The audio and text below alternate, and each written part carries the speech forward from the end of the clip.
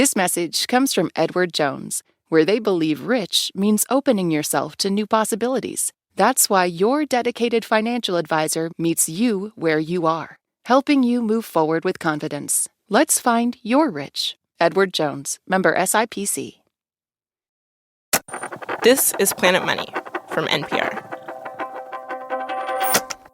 Hey folks, today we're going to share one of our favorite episodes of Planet Money from years past. It's from 2019, and it's one that I love very, very much, and I think about all the time. And we hope you enjoy it. Here is something that I learned recently. In the air above us, up at 35,000 feet, it is the same time everywhere. Universal time, which is the time at the Greenwich Meridian, is used all around the planet Earth today by every single airline and air force in the world. This is Dick Henry. He's an astrophysicist at Johns Hopkins University. And he said, think about it. There are all these planes flying all over the Earth at hundreds of miles an hour, and you don't want to get confused by time zones when you're trying to keep them from crashing into each other. Dick has talked to his friend Steve Hanke about this for years. Steve's an economist, a professor of applied economics at Johns Hopkins, and he says it is not just pilots who need universal time. Investors need it too. You can trade 24 hours a day almost around the clock in gold, currencies, stocks, and everything else under the sun. And those are all time-stamped using universal time. Hanke and Henry were telling me about all this because they have this little proposal. Yes, Steve and I want to abolish the time zones. No more time zones. We want 24-hour world time, everybody on the same clock. You're fully serious about this? Like, is this a serious proposal? Oh, my goodness, Of course it's a serious proposal. If it's 10 o'clock in New York, it is 10 o'clock in Shanghai and Sydney and Nairobi. It is 10 o'clock everywhere. Hanke and Henry have also designed a whole new efficient standardized calendar, the Hanke-Henry Permanent Calendar. It's Hanke-Henry Time and Calendar. It's rigged up with an extra week every 5 or 6 years so that the calendar is standard year to year. Like January 1st is always a Monday. They say, come on, we waste so much time readjusting calendars year to year. It's unnecessary. What would happen if the Hanke-Henry calendar were adopted? Oh, my goodness. There'd be a couple of years of bumps and grinds as people readjusted their schedules, but then we'd have it at an absolute optimum, and it would never, ever change for the rest of human history. This is very hard for me to imagine. Two guys changing the way time works for everybody forever? And yet, about 150 years ago, there was another guy, the Hanke-Henry of his age, who decided, I am going to completely change the way time works for everybody in the United States. And everybody in the United States is still living on his clock today. Hello and welcome to Planet Money. I'm Sally Helm. Time as we know it in the U.S. today began on a single day in 1883. It happened then because this new technology, the railroad, was completely transforming the world and creating, in all kinds of ways, the world we live in now. Today on the show, what time is it? And why?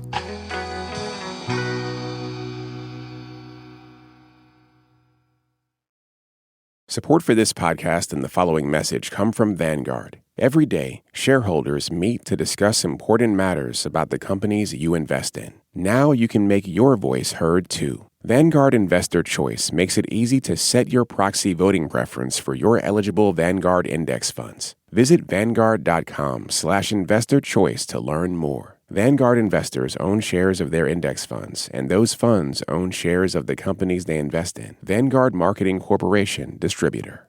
This message comes from Capital One. Capital One offers checking accounts with no fees or minimums. What's in your wallet? Terms apply. See CapitalOne.com/bankguy for details. Capital One N.A., member FDIC.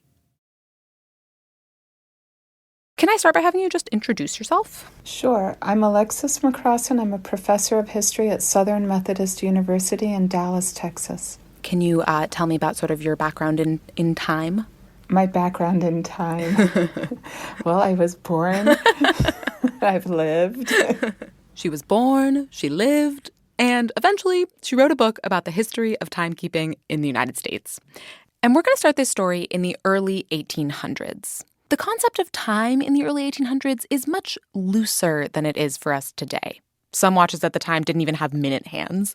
People are mostly farmers living local lives governed by the sun. If they need to travel, they'd probably catch a stagecoach. And they'd know, like, oh, I need to get to the stagecoach depot in the morning, but... Stagecoaches kept very loose schedules. They did not leave precisely at 9 o'clock at the top of the hour. They rang the bell, they let people know we're about to leave, they hung around, they took off very slowly, because nobody's timekeeping was precise. Yeah, there were clocks, but every clock in town showed a slightly different time. But gradually, life starts to speed up. Steamships, factories, the mail, it comes all the time now. People need to coordinate more.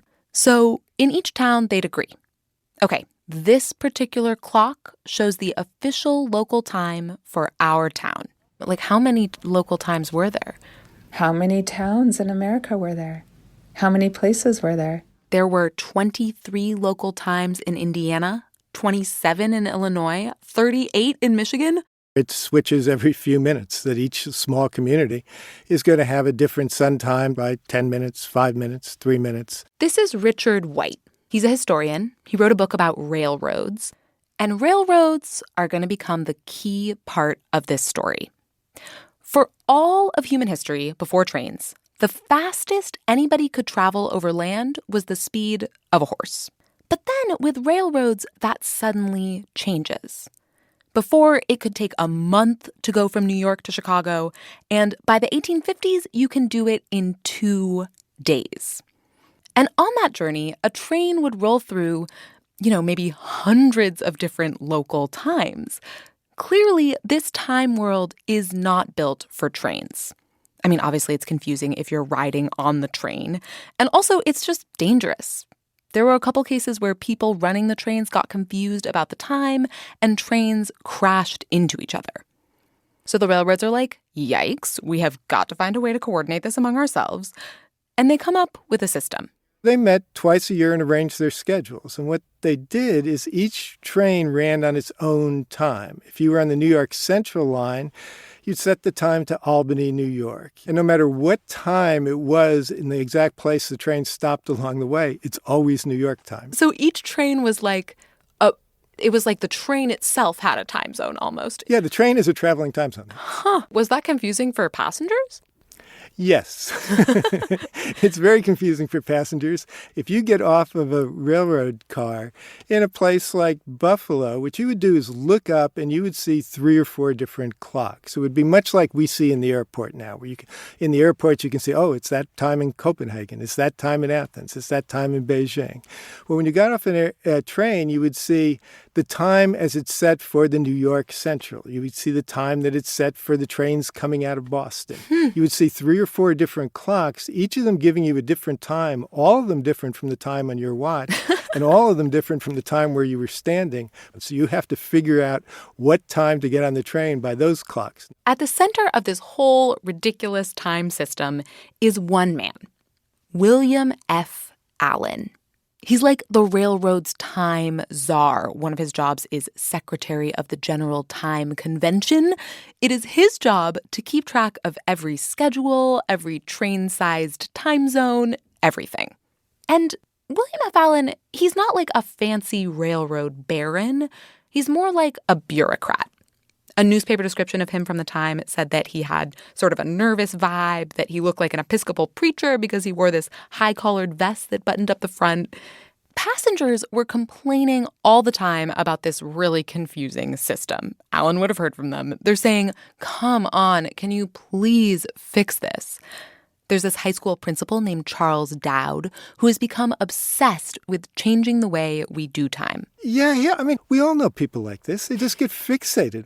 Dowd is like, all right, everybody, picture this. We divide the country into 4 sort of vertical areas, like zones. And then in each zone, it is the same time. Huh? And he tries to convince the railroads. He writes letters back and forth with William F. Allen. Then the railroads blow him off. Allen's like, no, everything's fine.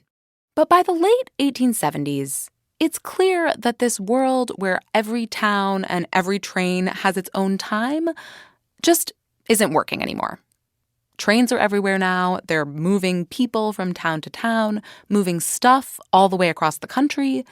America is becoming less a collection of isolated towns and more one big country. And around 1880, Allen hears from this one scientist who's saying, I got all these meteorologists all over the country trying to coordinate their observations. No one can figure out, who saw what shooting star when. So I have this idea. The railroads should just divide the country into a few sectors, each an hour apart, like zones of time. And Allen finally decides, okay, the principal and the scientist are right. The era of every town having its own time is over. We need to standardize time. And I am the man to do it. He wants everybody to go on standard time. He wants to obliterate local time. So he engages in this vast campaign lobbying city councils and mayors and astronomical observatories and anybody who was involved in timekeeping. Allen is not really consulting the general public on this, and actually the general public is mostly into it. There are some people who are skeptical. There was apparently one preacher in Tennessee who said, we follow God's time, not railroad time, and he smashed his watch on the pulpit with a hammer to make the point. But Allen isn't so concerned about that. This negotiation is happening in the various halls of power. And it's kind of a struggle for authority. Who has the authority to do something like this? When Allen goes to the Boston railroads, they're like, we got our time from the Harvard Observatory, and that's what we're going to keep doing. Sorry, William F. Allen. So then Allen goes to Harvard, and the astronomers there are like, oh yeah, standard time is a great idea. We'll adopt that. So then the Boston railroads and the city government of Boston agree to accept the new standard time. Then Allen goes to New York, and he says, look, New York, Boston did this. You better do it too, or else the railroad time might come to be known as, quote, Boston time. And New York is like, oh my God, you're right. We are on board.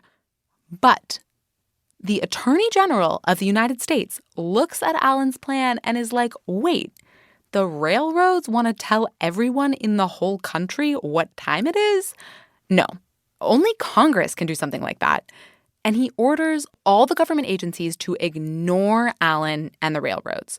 Government business is going to be happening on good old-fashioned D.C. local time. But Allen does convince most of the major cities in America to go with the railroad's plan for standard time. And he's successful. So I wouldn't necessarily call it railroad time. It's more like William F. Allen time. He would love to hear you say that, I'm sure. I'm sure he would. So here is Allen's plan. America is going to go from being a country where every town has its own time to a country where there are 4 different times. Call them time zones.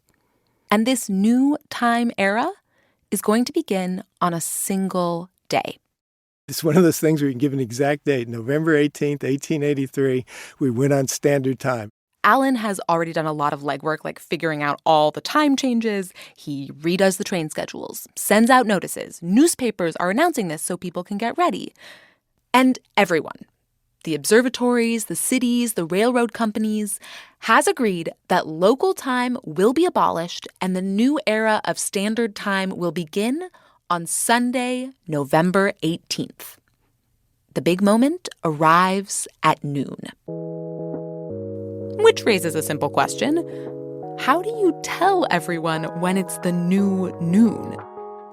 After the break, the day of 2 noons. Support for this podcast and the following message come from Vanguard. Every day, shareholders meet to discuss important matters about the companies you invest in. Now you can make your voice heard too. Vanguard Investor Choice makes it easy to set your proxy voting preference for your eligible Vanguard index funds. Visit Vanguard.com/investorchoice to learn more. Vanguard investors own shares of their index funds, and those funds own shares of the companies they invest in. Vanguard Marketing Corporation, distributor. Here was Alan's plan, or part of his plan anyway. Observatories around the country would be watching the sun in the sky to determine the exact time. For example, the Naval Observatory in D.C. would be waiting for noon in the new Eastern time zone. At that moment, the observatory would send out a pulse over the Western Union Telegraph line to announce it's noon. That pulse would run up to New York, where it activated something called a time ball. There were time balls in a bunch of cities, and I love this part. If you have ever seen the ball drop in Times Square on New Year's Eve, you have seen a time ball. That is like a callback to this 19th century technology. And what it was is there would be these balls that would sit up on like poles on the top of tall buildings, and they were designed to fall the instant a telegraph pulse hit. So everybody would know exactly what time it was. And they would gather around the time ball and set their watches, and ships at sea would see it fall and be like, set the chronometer, everyone. And that's the way that they coordinated time. Okay, so in New York, there was a time ball on the roof of the Western Union building.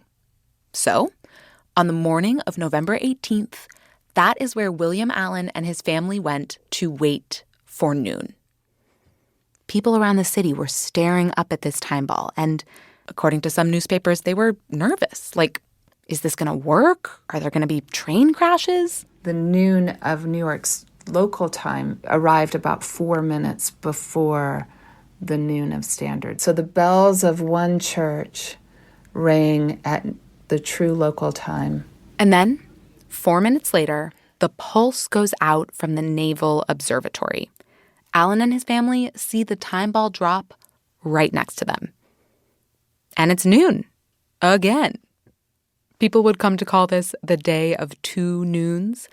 But this second noon wasn't just noon in New York. It was noon in Boston and Philadelphia and Charleston. And this new noon... It's our noon.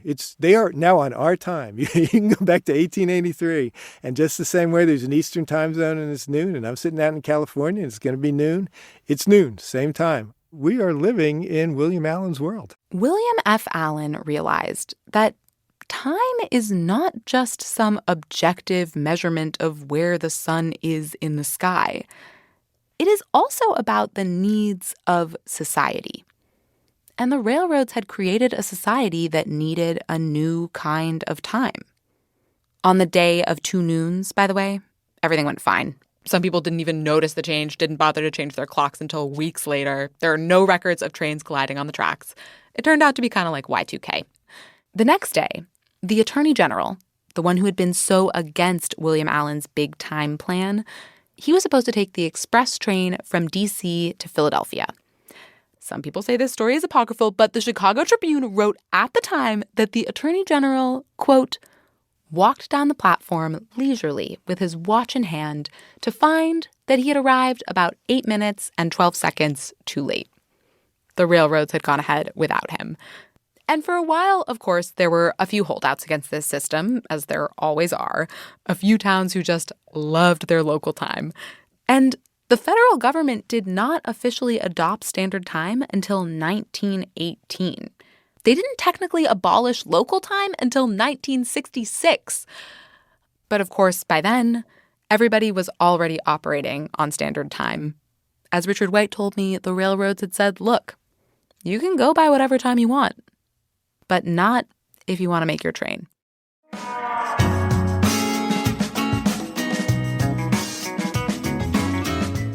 Today's show was produced by Alexi Horowitz-Ghazi and edited by Jacob Goldstein. Jess Jang is Planet Money's acting executive producer. Special thanks to Rachel Cohn, Liza Yeager, and Cynthia Betubiza. After this episode originally aired, I actually started hosting a whole history podcast. If you want to check that out, it's called History This Week. I'm Sally Helm. This is NPR. Thanks for listening. By the way, there is a plaque commemorating William F. Allen's big accomplishment in Union Station in Washington, D.C. And Charles Dowd, the high school principal who seems to have come up with this idea first, was killed in 1904 when he was hit by a train. This message comes from American Home Shield. An AHS home warranty helps protect your major systems and appliances no matter how old. Do you have an unreliable AC or a leaky water heater? AHS understands the headache and financial burden of surprise breakdowns. With an AHS home warranty, they'll fix a covered item when it breaks, and if they can't repair it, they'll replace it. Plus, as a benefit to select plans, you can even video chat with a repair expert to help troubleshoot home hassles over the phone. American Home Shield. Don't worry, be warranty. Get 20% off all plans at ahs.com/NPR and see promo details. See ahs.com/contracts for coverage details, including service fees, limitations, and exclusions. This message comes from Capella University. That spark you feel? That's your drive for more. Capella University's FlexPath learning format lets you earn your degree at your pace without putting life on pause. Learn more at capella.edu.